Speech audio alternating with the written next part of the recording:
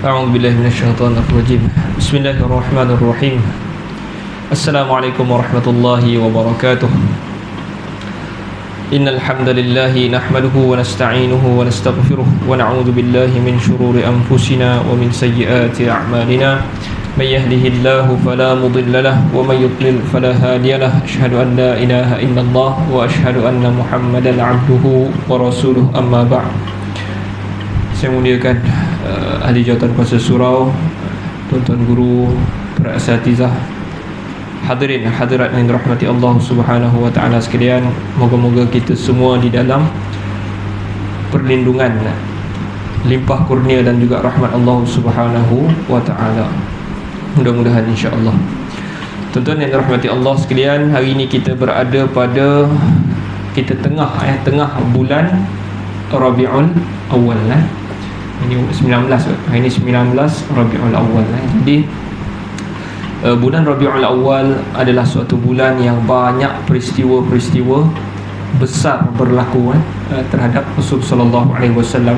Sepanjang hidup Rasul itu banyaklah peristiwa kan. Banyaklah bulan, cuma bulan Rabiul Awal menjadi satu bulan yang signifikan, yang jelas. Antaranya apa yang berlaku pada bulan Rabiul Awal adalah lahirnya Rasul sallallahu alaihi wasallam. Berapa hari bulan? 9 lah. Kalau kata 9 Rabiul Awal. Itu mungkin pendapat yang hampir yang disokong oleh Safiyur Rahman Al-Mubarakfuri di dalam Ar-Rahiqul Makhtum. 9 Rabiul Awal. Walaupun yang popular adalah 12 kan, 12 tapi mungkin 9 lah. 9 Rabiul Awal. Dan juga pada bulan ini berlakunya kewafatan Rasul sallallahu alaihi wasallam. Jumhur para ulama hampir sepakat Rasul wafat pada 12 Rabiul Awal. Rasul wafat tu yang sepakat 12 Rabiul Awal.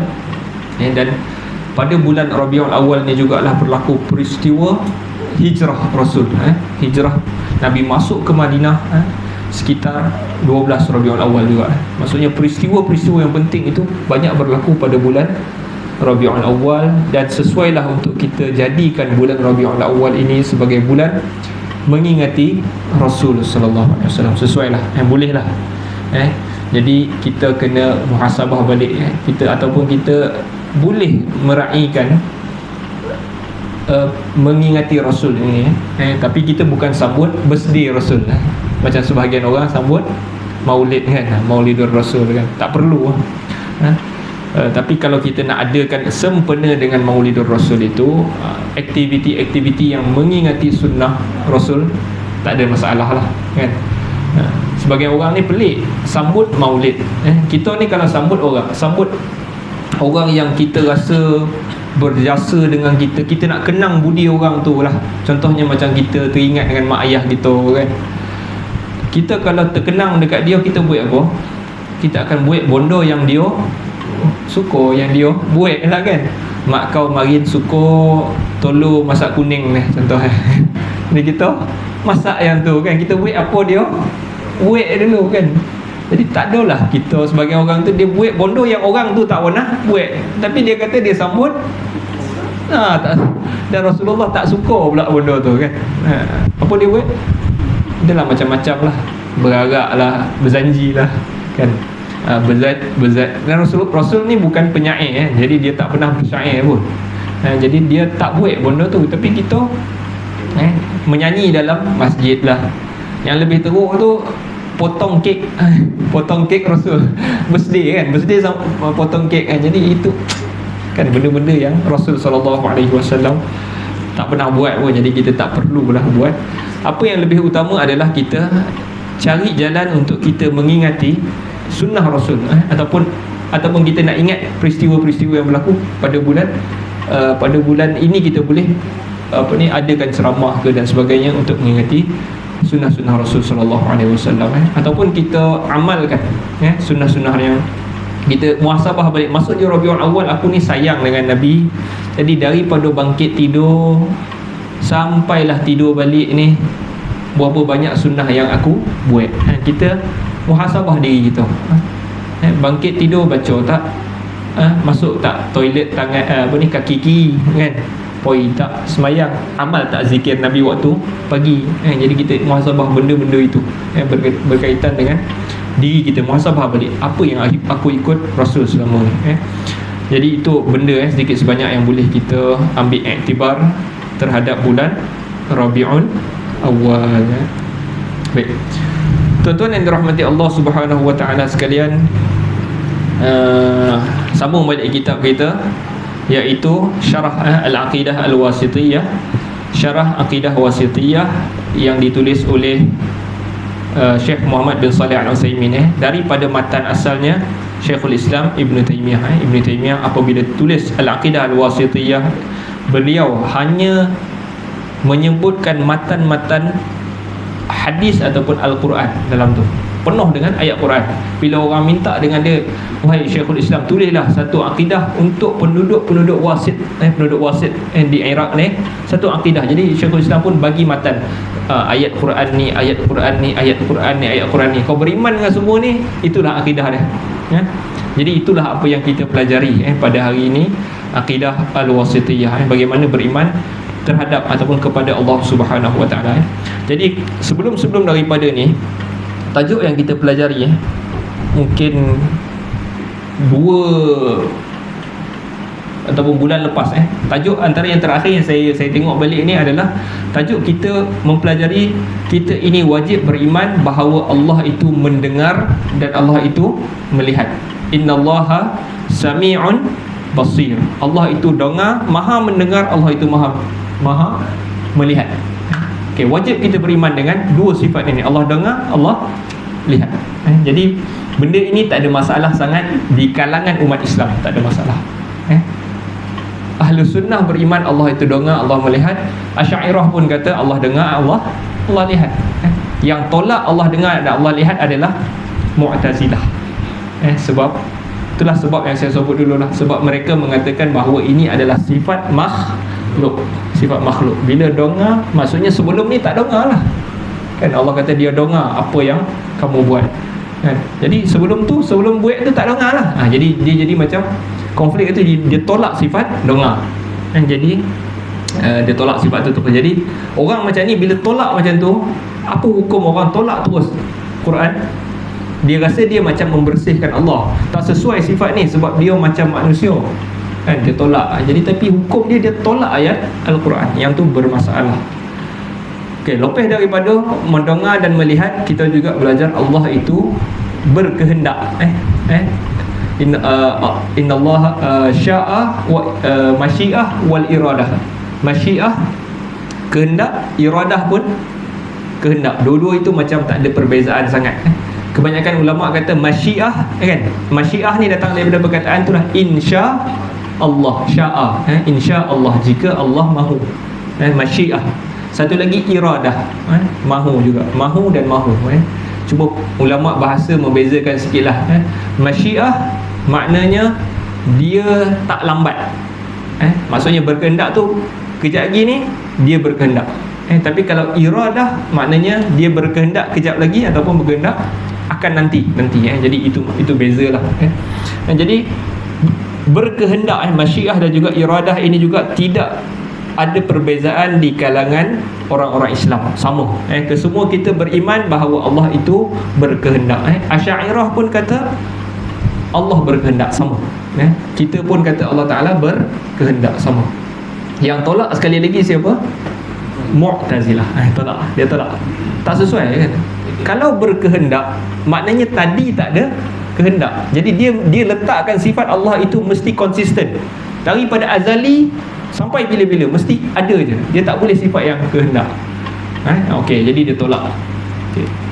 Okey, sampai tajuk kita hari ni, kalau ikut kitab Indon ni, muka surat 220. Muka surat 220, sifat cinta, mahabbah. Sifat cinta ataupun mahabbah. Jadi kalau tuan-tuan kita Arab boleh tengok sifatu al-mahabbah lah kot, sifatul mahabbah, sifat cinta. Okey, di sini ada banyak perbezaan. Bila kata cinta, okey, bagaimana sebahagian orang terima Allah Subhanahu Wa Taala di dalam Al-Quran. Syekhul Islam Ibn Taymiyah dia tulis, dia nyatakan ayat Al-Quran sekurang-kurangnya 7 atau 8 ayat yang Allah itu suka, Allah sayang, Allah cinta. Kataan samalah, innallaha yuhibbu. Innallaha yuhibbu. Yuhibbu tu maksudnya suka, sayang, cinta. Sifat itu Allah sebut dalam Al-Quran. Jadi golongan salaf menerima Allah Ta'ala itu sayang, Allah Ta'ala itu suka, Allah Ta'ala itu cinta. Yuhib, Allah Ta'ala itu bersifat dengan sifat itu, mahabbah. Tetapi di sini berlaku perbezaan, iaitu di kalangan Mu'tazilah. Yang pertama Mu'tazilah sentiasalah tolak. Bila sifat tu macam tak, dia rasa macam tak boleh ni, cinta ni macam tak boleh, jadi dia tolak terus. Allah Ta'ala tak boleh bersifat macam tu, dia terus tolak. Jadi dia tolak tu, dia bukan tolak kata-kata orang, dia tolak adalah firman Allah, dia tolak. Jadi yang tu tak boleh. Baik, saya nak baca sikit teks Arab ni. Fahadihi ta'wilu sifatul mahabbah inda ahli bid'ah. Sebelum kita masuk kepada topik ni, kita kena faham dulu tajuk ni, kenapa Syekhul Islam masukkan sifat cinta di dalam kitab dia. Kerana sebahagian ahlul bid'ah, ahlul bid'ah kat sini adalah orang yang suka mereka-reka akidah mereka. Jadi letak kaedah ni, letak kaedah ni kan. Kita dah ada panduan Al-Quran, tapi dia orang ni dah ada kaedah. Ni dipanggil ahlul bid'ah. Ahlul bid'ah ni, mereka ada yang mentakwil dan ada yang menolak sifat cinta ini. Allah Ta'ala bagi mereka tak boleh bersifat dengan sifat sayang lah. Kataan ni sayang lah, sayang, cinta sama lah. Okey, yang paling dahsyat di kalangan mereka mentafsirkan cinta itu dengan sifat-sifat hudus, hawadisul makhluqah, sifat-sifat baharu untuk makhluk. Cinta ini adalah sifat makhluk, jadi tak sesuai untuk Allah Ta'ala, tolak.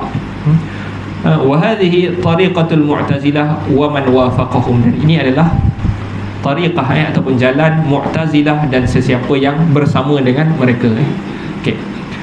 Dan di kalangan, dan ramai juga ti'dadun man intasaba minhum lis-sunnah, dan ramai juga di kalangan mereka yang mengaku sunnah ini, minal mutakallimin al-mukhalifina, di kalangan orang golongan-golongan ahlul kalam yang berselisih seperti Asy'ariyah dan seperti mereka mentafsirkan cinta, sifat sayang untuk Allah Subhanahu Wa Taala itu, Allah Taala sebenarnya bukan sayang. Kalau Allah Taala tulis tu bagi Asy'ariyah, kalau Allah kata innallaha yuhibbu al-muhsinin, sesungguhnya Allah mencintai orang-orang yang berlaku yang melakukan kebaikan.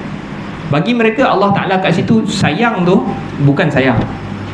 Bagi maksud dia adalah iradatul in'am. Maknanya Allah Ta'ala, sesungguhnya Allah mahu memberi nikmat kepada orang-orang yang melakukan kebaikan. Bukan sayang bagi dia orang, bukan sayang, mahu memberi nikmat. Iradatul in'am. Okey. Wa innamal ladzi iltabasa ala katsirin min ahli al-'ilm al-mutaakhirin wa qalladu fihi ba'd al-mutakallimin annahum yufassiruna mahabbatallahi bi iradatil in'am. Famathalan fi qawlihi ta'ala wa ahsinu innallaha yuhibbul muhsinin. ومعنى ذلك أنه يريد الإنعام عليهم ولا شك أن هذا من التأويل المخالف للسنة. Jadi mereka mentakwilkan firman Allah wa ahsinu innallaha yuhibbul muhsinin, dan berlakulah sehabis baik, sesungguhnya Allah menyayangi orang-orang yang berlaku baik. Bagi mereka bukan sayang kat situ, tetapi mahu memberi nikmat kepada orang-orang yang melakukan baik. Sebab sayang tu tak sesuai bagi mereka untuk Allah. Dan tidak syak lagi kata penulis bahawa tafsiran seperti ini ataupun takwil ni dia cuba alih maksud tu, bukan maksud ni, maksud yang lain, itu takwil. Yang ni berselisih ataupun ini melawan sunnah. Fa inna thimata firqan fil lughati wa fi syar'i wa fil aqli wa baina sifatil iradah wa baina sifatil mahabbah. Kerana dari segi bahasa ataupun dalam bahasa, dalam syarak, dalam akal, sama ke tuan-tuan? Sayang dan mau bagi nikmat sama ke? Kalau orang itu bagi nikmat ataupun bagi duit lah, kita cerita, kalau orang bagi duit, adakah mesti dia sayang? Kadang-kadang tak, kan? Bagi nikmat, Allah Ta'ala bagi mereka bukan sayang, tapi bagi nikmat. Bagi nikmat tak mesti sayang. Hatta idza qila innaha iradatul in'am fa inna iradatul in'am fil aqli wasyar'i la tastalzimul mahabbah fa inna Allah Subhanahu wa ta'ala an'ama 'ala sa'iri bani Adam ni'aman.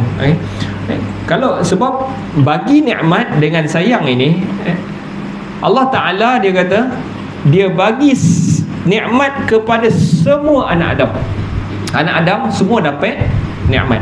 Nikmat Muslim ke dia, kafir ke dia, dia dapat nikmat. Jadi tak sama sayang dengan nikmat, kan? Bukan maksud dia Allah mau beri nikmat kepada orang-orang yang melakukan kebaikan, tak. Allah maknanya Allah memang sayang. Okey. Sebab Allah Ta'ala berfirman, wa in ta'uddu ni'matallahi la tuhsuha. Dan sekiranya kamu mahu mengira nikmat Allah, kamu tak mampu untuk menghitungnya. Allah Ta'ala bagi macam-macam nikmat dekat manusia ni. Wala syakka anna ni'mata anna ni'amahu allati tufaddilu biha ala ibadihi minal muslimina wa ghairil muslimina wa hiya bi iradatihi bi darurati syar'i wal aqli. Okey. Jadi dia bagi banyak nikmat kepada orang Islam ataupun bukan Islam. Faliyakun hunaka farqun bainal mu'min wa ghairihi. Jadi penulis kata, kalau misalnya engkau mengatakan bahawa kalau maksud ayat sayang tadi itu adalah mahu memberi nikmat, maknanya tak ada bezalah orang Islam dengan bukan Islam, sebab Allah Ta'ala bagi nikmat kepada semua orang. Lianna iradatul in'am la takhtassu bil mu'minin fal kuffaru yasma'una wa yubsirun wa ma ila dhalik. Jadi kalau kata macam tu, sayang tu memberi nikmat, jadi tak special lah orang Islam, tak special lah orang mukmin, sebab orang kafir pun melihat, orang kafir pun mendengar. Jadi apa beza dia kalau itu maksud sayang tu tadi, memberi nikmat. Ay qad a'tahumullahu jumlatan min an-ni'am az-zahira allati la yumkin li ahadin ay yujadila fiha, wa hatta idza qila annahum harramu a'zamu an-ni'am wa hiya ni'matul hidayah, fal maqsud anna Allah a'tahum jumlatan min an-ni'am wa hadha bayyin fil hissi wa hadhihi an-ni'am bi iradatihi ta'ala fa innahu la yumkin ay yakunu hasalu hadhihi an-ni'am min zawati anfusihim. Jadi dia nak beritahu kat sini, saya ringkaskan, maknanya tak boleh nak kata sayang itu adalah memberi nikmat seperti mana takwil orang-orang Asy'ariyah. Asy'ariyah tak boleh, tak sesuai. Kalau jadi dia tak mau kata sayang, dia akan balik sayang tu sebenarnya balik kepada sifat Allah, iradah. Sebab kita kata cerita tadi, iradah Asy'ariyah terima, kita pun terima. Jadi sayang tu sebenarnya bukan sayang, sebab bagi dia orang sayang tak sesuai, balik kepada sifat iradah. Allah Ta'ala berkehendak.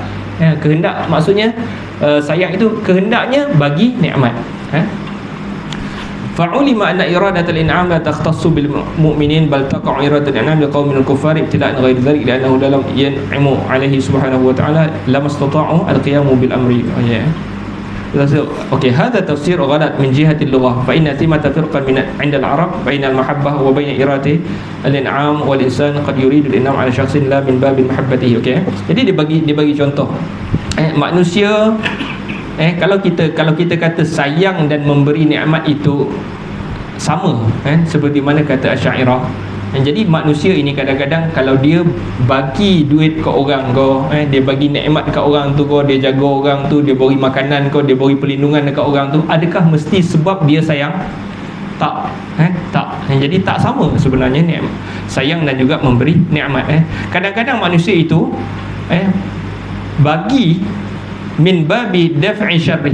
Kadang-kadang dia bagi kat orang tu nikmat, dia bagi nikmat kat orang tu, dia bagi makan kau, dia bagi perlindungan kau, sebab dia nak tolak kejahatan orang tu. Sebab tu kadang-kadang dia bagi dekat orang tu. Ataupun au min babi tahsili maslahah, ataupun untuk dapat kebaikan. Kadang-kadang dia bagi kat sini, nanti esok dia tolong saya pula. Jadi sebab tu kadang-kadang orang bagi. Jadi tak boleh kata seperti mana kata sebahagian golongan sayang itu memberi ataupun memberi nikmat, tak sesuai. Saya okey, jadi dia timbul persoalan, kenapa dia orang ni nak takwil? Kenapa dia orang nak takwil ayat sayang itu kepada memberi nikmat? Sebab bagi mereka sayang, kalau kita kata Allah Ta'ala bersifat dengan sifat sayang, golongan Asy'ariyah lah tuan-tuan. Mereka kata Allah Ta'ala ini bersifat dengan sifat sayang, maknanya kita telah mentashbihkan Allah. Sebab manusia sayang kan. Jadi kita sayang anak kita, kita sayang bini kita, kita sayang suami kita, kita sayang mak kita. Jadi bagi mereka tak sesuai sifat ini untuk Allah. Jadi mereka anggap mereka tashbih. Jadi tapi kalau kita tengok tuan-tuan, di Malaysia ni lah, yang konon-kononnya klaim kita adalah negara yang bermazhab Asy'ariyah, akidah Asy'ariyah. Kalau ikut Asy'ariyah, boleh tak kita kata Allah sayang, Allah bab kata apa, Abid Lu apa nama, Allah sayang, Allah tak apa, Allah sayang kan, Allah sayang sebenarnya tak boleh bagi Asy'ariyah kita kata macam tu, tak boleh, sebab mereka tak isbatkan sifat sayang. Yang terima sifat sayang adalah golongan salaf lah, maknanya salaf, golongan ahli sunnah di kalangan salaf. Sebab dia terima apa sahaja Allah Ta'ala kata, kita terima.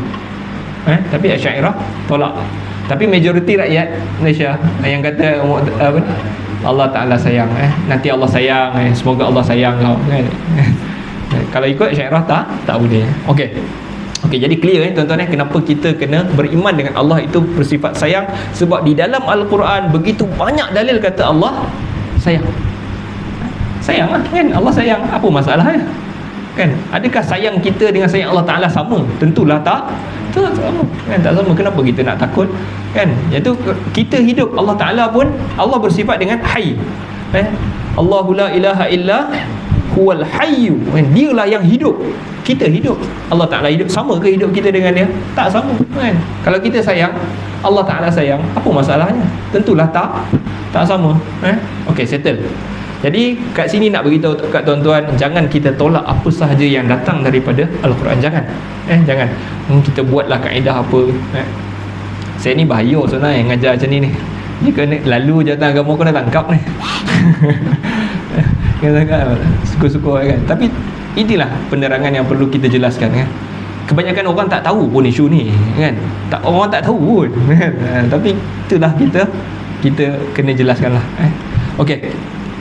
Okey, jadi apa dalil yang pertama Syekhul Islam Ibn Taymiyah sebut di dalam firman Allah ni, dia sebut wa ahsinu innallaha yuhibbul muhsinin, dan berlaku baiklah. Ahsin ni datang daripada perkataan ahsana yuhsinu, dan dia juga membawa makna buat sehabis baik. Dia bukan, kalau kita tengok terjemahan dia kata berbuat baiklah, berbuat baiklah, tetapi kalau perkataan ahsana asal dia, maksud dia adalah buat paling baik, buat paling baik. Macam firman Allah Ta'ala, Allah kata wabil walidaini ihsana. Allah Ta'ala bila dia perintahkan kita untuk sembah dia, wa qada rabbuka alla ta'budu illa iyyah wabil walidaini ihsana, dan Allah Ta'ala telah tetapkan supaya kamu jangan menyembah selain daripada dia, iaitu Allah, dan terhadap kedua ibu bapa kamu ihsana, buat paling baik. Jadi selepas Allah Ta'ala, siapa yang patut kita beriman yang paling baik adalah kedua ibu bapa kita, ihsana. Jadi ayat yang sama, perkataan yang sama digunakan, wa ahsinu, buatlah yang paling baik. Innallaha yuhibbul muhsinin, sesungguhnya Allah menyayangi orang-orang yang melakukan sebaik mungkin. Jadi kadang-kadang bila kita buat kerja tu, kita buat okey lah ni itu tak sabi baik. Kalau okey lah ni maknanya tak sabi baik kan. Kita buat tu betul-betul buat, tak boleh buat lagi tak boleh, buat lagi kan, buat sampai okey lah, insya-Allah lah boleh ni. Yang tu sehabis baik. Jadi Allah Ta'ala suka dengan orang-orang yang berlaku baik ni. Jadi dari aspek mana yang kita nak berlaku baik ini, dia tulis kat sini. Yang pertama dari aspek ibadah kita dengan Allah. Sebab ayat ni umum, dan buatlah sehabis baik. Yang pertama, bila kita kata nak buat baik, nombor satu siapa? Allah Subhanahu Wa Ta'ala. Jadi macam mana kita berhubung dengan Allah Ta'ala? Melalui ibadah. Jadi apabila kita beribadah, kita buatlah sehabis baik. Sebab tu Nabi kata fa ahsinul wudu, apabila nak solat ni ambil wudu paling bagus, ambil wudu paling baik kan. Ambil wudu, bukan makin banyak air tu, bukan maksudnya air tu mencurah-curah kan, habis banjir semua, tak payah. kan, basuh tu sungguh-sungguh, ambil air tak banyak kan, mungkin sekali je air tak banyak, jadi sapu tu sungguh-sungguh kita sapu. Itu fahsinul wuduk dengan baik. Kita beribadah kepada Allah Subhanahu Wa Taala. Jadi apabila kita solat, berdiri solat, kita baca Quran, baca Quran tu ikhlas niat kita untuk dapat pahala. Itu ikhlas lah tu. Dapat lillahi ta'ala, aku baca ni untuk dapat pahala, bukan aku baca ni supaya donga jiran sekolah ni bagusnya bacaan saya. yang tu tak ikhlas, yang tu riak. Bahkan riak termasuk di dalam syirik. Apabila berdiri untuk solat pula, cuba sahabat-sahabat untuk ingat Allah SWT sepanjang salat kita. Bila solat je kan, sebagian orang ni, kau hilang barang, hilang barang, kau cuba solat, mesti kau ingat kan. Waktu dia solat tu lah macam-macam dia teringat kan. Yang tu orang solat ingat macam-macam. Sebab bila kita solat, ada seekor syaitan yang bernama, ada riwayat khanzab ataupun khinzab, nama dia khanzab ataupun khinzab. Dia ni akan kacau kita di dalam salat. Dia akan bagi kita ingat macam-macam. Syaitan nama khanzab. Nabi kata apabila kau dapati, kau cuba nak ingat Allah Ta'ala, tiba-tiba kau ingat berkata, bila solat seorang-seorang lah Nabi beritahu, Nabi suruh isti'adah dan juga ludah sikit sebelah kiri 3 kali. Tafal yang ini ludah yang ada keluar air liur tu, ludah kiri 3 kali. Kalau solat seorang-seorang, kalau solat berjemaah jangan ludah kan. Marah bergaduh pula lepas solat kan, polok kono kan ni. Okey, itu berkenaan dengan ibadah. Nabi SAW apabila disebut sahaja ihsan, semua orang akan teringat dengan hadis Nabi SAW. Nabi sebut, orang tanya, Jibril tanya kepada Nabi, apa itu ihsan? Perkataan ahsinu ni tadi, Jibril tanya kepada Nabi di dalam hadis yang begitu popular yang namanya sebagai hadis Jibril. Nabi tanya, wamal ihsan, apa itu ihsan?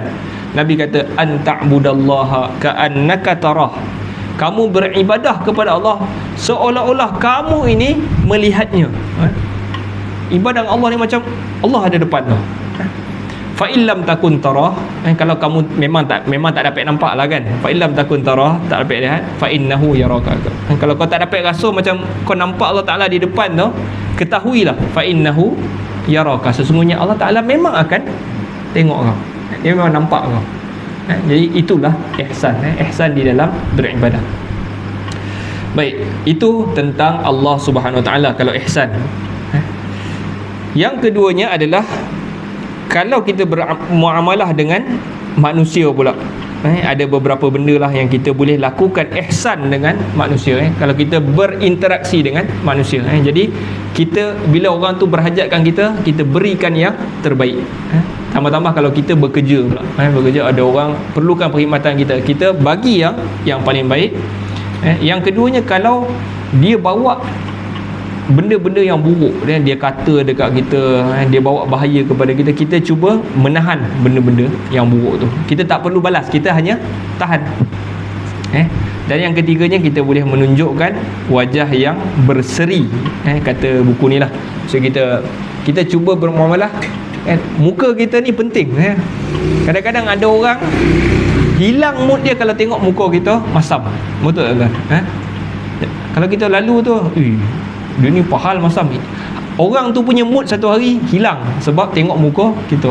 Sebab tu Nabi kata, la tahqiranna bima'ruf, jangan kau perlekehkan bima'rufi syai'a, jangan kau lekehkan kebaikan tu sikit pun, jangan kau lekehkan. Walau antalqa akhaka biwajhi talqin, walaupun kau berjumpa dengan saudaramu dengan wajah yang berseri-seri, muka yang senyum, itu adalah kebaikan yang besar di sisi Tuhan. Okay, jadi kalau kita bermuamalah dengan manusia juga, kita cuba tunjuk muka yang paling baik, walaupun hari tu kita banyak masalah. Cuba bagi yang terbaik, senyum, antaranya senyumlah.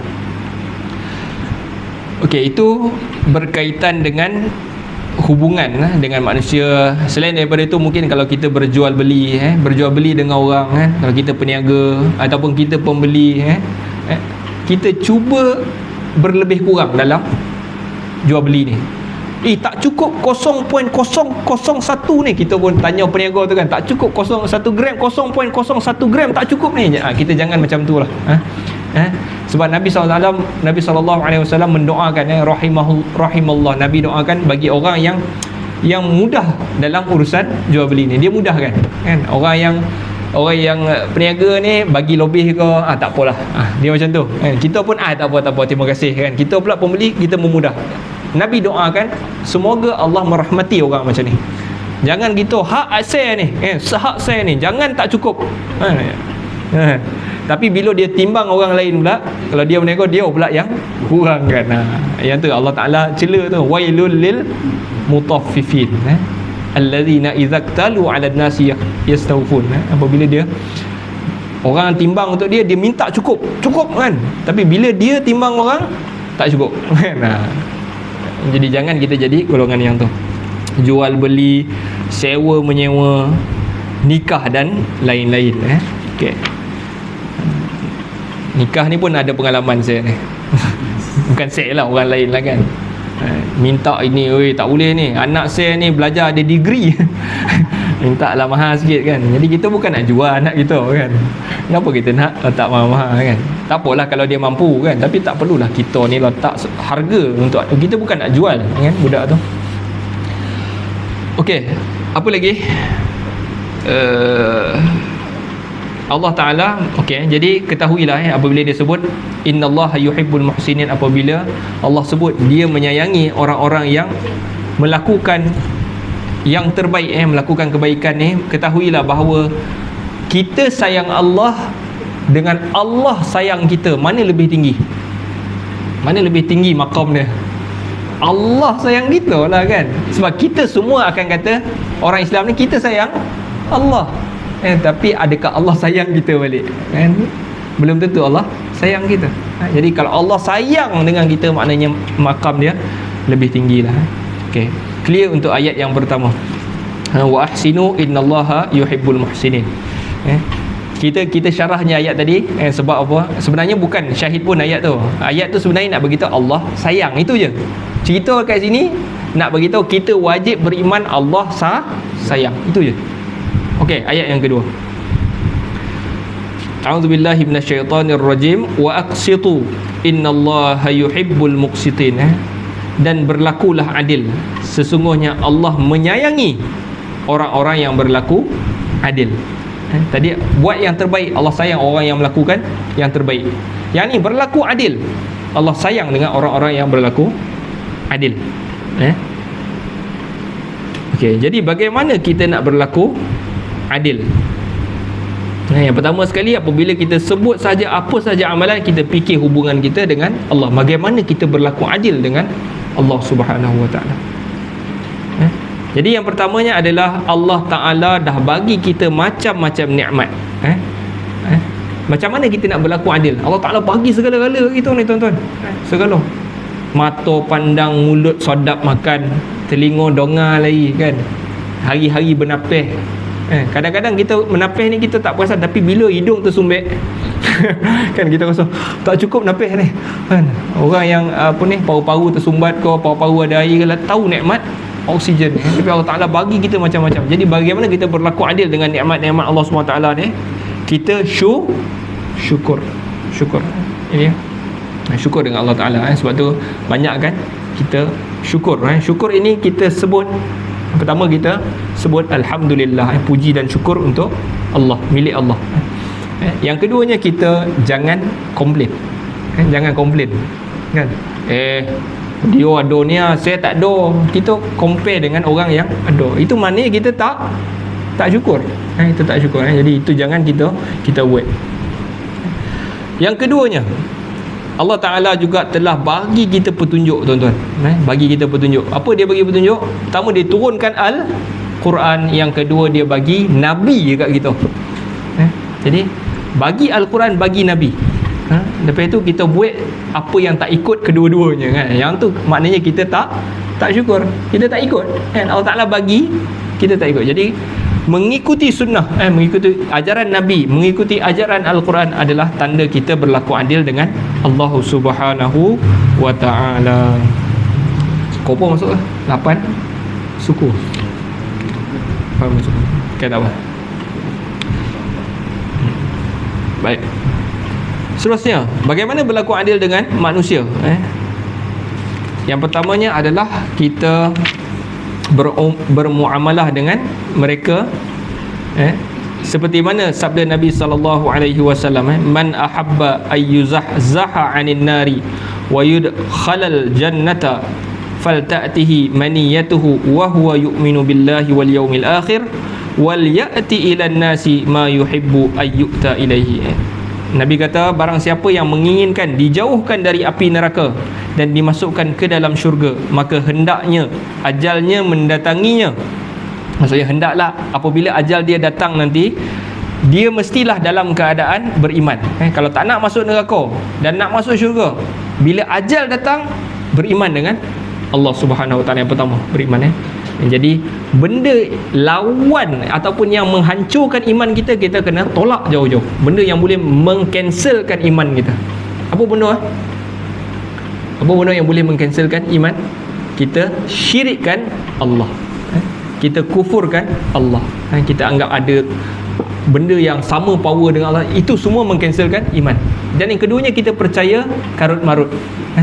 Saya karut marut. Nabi SAW datang, Nabi tak nak ada karut marut. Karut marut. Jadi kita percaya ni, percaya bomoh kan. Nabi kata, siapa yang datang kepada bomoh dan membenarkan apa yang bomoh tu cakap, wasaddaqahu bima yaqul, dan dia benarkan apa yang bima qal, apa yang bomoh tu cakap, faqad, dia telah mengkufuri, dia telah kufur dengan aku. Maknanya dia hilang iman dia. Jadi benda-benda tu jangan kita dekat pun. Okey, yang pertama, beriman dengan Allah dan juga hari akhir, iaitu hari akhirat. Dan Nabi kata, dan datangilah manusia ataupun bermuamalah dengan manusia itu seperti mana dia suka dia diperlakukan, ataupun perlakukan manusia itu seperti mana dia suka dia diperlakukan. Okey, itu dua benda ataupun dua kunci untuk masuk ke dalam syurga dan menjauhi api neraka. Jadi kita muamalah ni macam mana? Kalau orang tongking kita suka tak? Tak suka. Jadi jangan tongking orang. Buat muka. Kan kita buat muka kan. Suka tak? Tak suka kita. Jadi jangan buat macam tu. Itu bermuamalah yang berlaku adil dengan manusia. Kita jangan bermuamalah macam mana yang kita tak suka diperlakukan. Okey, termasuk dalam hal ini adalah bersikap adil dengan pemberian kepada anak-anak. Jadi kitab ni dia tulislah, dia senaraikan apa benda yang boleh kita buat untuk berlaku adil. Jadi kalau kita bagi, dipanggil hibah hari ni tuan-tuan, hibah bukanlah nama ni, dah lama dah hibah. Maknanya kalau masa hidup nama hibah, kalau masa mati kita ada tulis itu nama wasiat kan. Okey, kita mesti berlaku adil dengan anak-anak kita. Nabi SAW pesan dalam hadis diriwayatkan oleh Al-Bukhari dan Muslim, hadis yang sahih diriwayatkan Imam Bukhari dan Muslim. Nabi kata, ittaqullaha, bertakwalah kepada Allah. Yang ini jaga diri engkau daripada azab Allah, jaga diri engkau daripada azab Allah. Wa'dilu baina auladikum, dan berlaku adillah di antara anak-anak engkau. Ada sahabat bawa kepada Nabi, zaman tu apabila nak bagi harta kepada seseorang, dia kena ada saksi. Zaman ni dia tak payah saksi, dia tukar nama pada geran kan. Itu zaman ni. Zaman dulu kalau nak bagi, kita bawa saksi. Ni saksi saya bagi dekat dia ni, kau saksi kan. Jadi zaman Nabi, siapa saksi dia, saksi utama dia untuk tengok benda-benda ni? Nabi SAW. Siapa nama sahabat Nu'man, saya pun terlupa lah. Maknanya dia bawa kepada Nabi, Rasulullah, aku nak bagi kepada anak aku ni tanah. Lalu Nabi tanya, anak-anak yang lain dapat ke tanah ni? Tanah yang sama ni, jumlah yang sama, saiz yang sama, anak-anak lain dapat tak? Dia kata tak ada. Dia ni seorang je, sebab dia ni favorite. Dia ni favorite saya kan. Nabi tak nak. Aku tak akan menjadi saksi kepada benda-benda yang zur ni, benda-benda yang tidak adil, benda-benda yang tak adil. Nabi tak nak. Nak bagi semua. Mesti berlaku adil. Sayang ke tak sayang ke, selalu balik ke, tak selalu balik ke, raya tak balik ke, semua dapat sama. Berlaku adil terhadap anak-anak. Jadi waktu hidup kalau nak bagi, semua dapat. Okey. Waktu mati, wasiat ni kita tahu tak boleh bagi lebih daripada 1/3. Rata ada 1 juta. Wasiat yang kita tulis tu tak boleh lebih daripada 333,000. 1,333,000 tu 1/3. Tak boleh lebih daripada tu. Dan nak tulis tu pun kan, katakanlah kita nak bagi anak lelaki dan perempuan semua dapat seorang 50,000. Dapat, semua dapat 50,000, tak apalah. Baki tu dia nak faraid kan, tak apalah. Jadi mestilah berlaku adil kalau nak bori lah. Kalau tak nak bori pun tak apa sebenarnya. Kita ni kadang-kadang risau benar. Ada orang tu risau benar, saya mati sok bergaduh anak-anak. Tak payah risau benda tu kan. Sebab kita, kalau kita ikut agama, apa yang anak-anak akan buat dengan harta tu? Faraid dengan faraid lah. Kalau kita ajar anak kita faraid ni adalah hukum Allah Subhanahu Wa Taala. Allah Taala bagi anak lelaki lebih, anak perempuan sikit, tak apalah, setengah kurang kan, tak apalah. Itu Allah Taala yang mahu. Jadi anak-anak kita akan patuh dan ikutlah kan. Jadi kita bimbang, sebagai orang dia nak elak faraid sebab dia takut anak bergaduh kan. Dia lupa, dia langgar arahan Allah. Jangan, tak payah sibuk dengan budak tu. Faraid, ajar dia agama, ikut apa yang Allah Ta'ala suruh. Saya cakap ni bukan sebab saya lelaki kan. Yang lelaki dapat lebih boleh lah ustaz beria benar, tak kan. Sebab itu adalah hukum Allah Ta'ala, ikut ya tuan-tuan. Dapat banyak, dapat sikit, tak dapat pun tak apalah kan. Sebagian orang mak abah hai kaya kan. Kalau tak ada reta pun tak apalah, tak ada sudah kan. Okey, itu tentang memberi warisan ataupun hibah kepada anak-anak. Yang ketiga, contoh yang lain diberi daripada kitab ini adalah berlakulah adil terhadap isteri-isteri. Oh, ini syok iaitu dengan membahagi sama rata antara yang satu dengan yang lain. Isteri-isteri pun kena adil. Tuan-tuan tahu tak cerita apa abang Tesla ni? Tak tahu kan tuan-tuan kan? Budak-budak tahulah kan. Dia ada seorang influencer lah. Influencer ni macam dia banyak buat video lah dekat TikTok. Jadi semua orang kenal dia kan. Nama dia Abang Tesla. Abang Tesla ni menikah baru kan. Dia muda lagi, bawah saya lagi kan. Muda betul. Dan dia kaya lah kan. Nama dia Tesla. Tesla tu kereta 300,000 harga kereta tu kan. Dia boleh pakai. Dan kereta dia banyak, bukan itu je, banyak kereta dia. Dia menikah baru. Jadi netizen ni maksudnya apa tuan-tuan? Warga-warga internet netizen itu maksud netizen. Warga-warga internet ni pun marah lah kan. Apalah kahwin bini elok lagi kan, kahwin baru. Lalu dia cakap kan, lalu dia keluarlah satu ayat. Dia kata ada ustaz cakap, isteri pertama untuk dihargai, isteri kedua untuk dicintai. Kan, nombor satu untuk dihargai, nombor dua untuk dicintai. Dia kata ustaz yang cakap kan. Dan ustaz tu mungkinlah nak alah cakap macam tu lah, bukanlah qala Allah Taala, bukanlah kan. Dia mungkin nasihat macam tu. Jadi ayat tu menyebabkan orang marah. Mana boleh nombor satu dihargai ya kan, nombor dua yang dicintai. Yang tu pun tak betul lah tuan-tuan. Kalau cinta, cintalah dua-dua. Hargai dua-dua.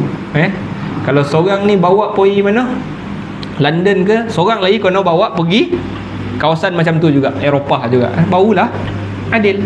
Kan? Jadi jangan kita tak adil kan. Sebab dia nombor dua, dia special. No. Sama saja. Okey, itulah berlaku adil. Masuk dah kot tuan-tuan? Masuk dah?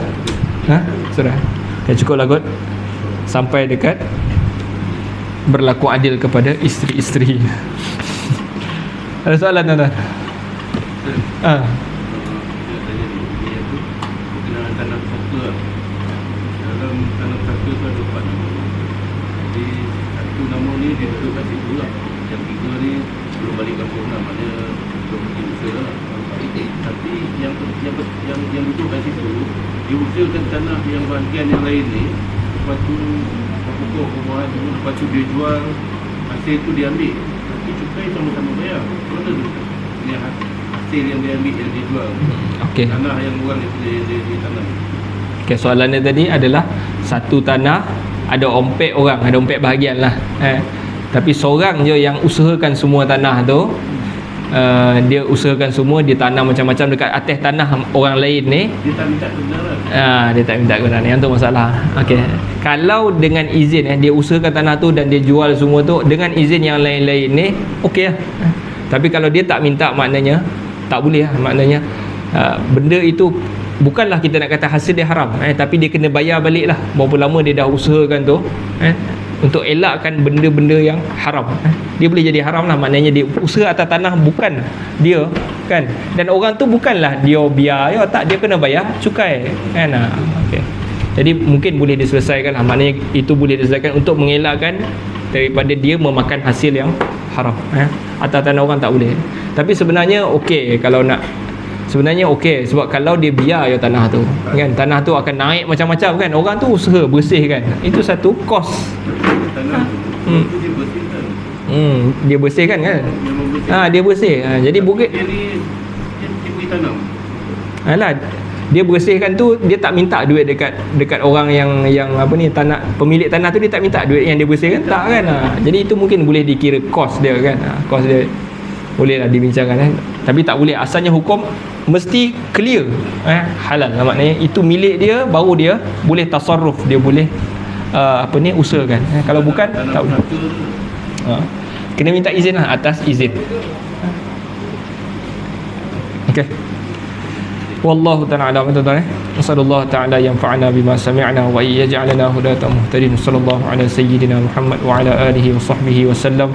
Walhamdulillahi rabbil alamin.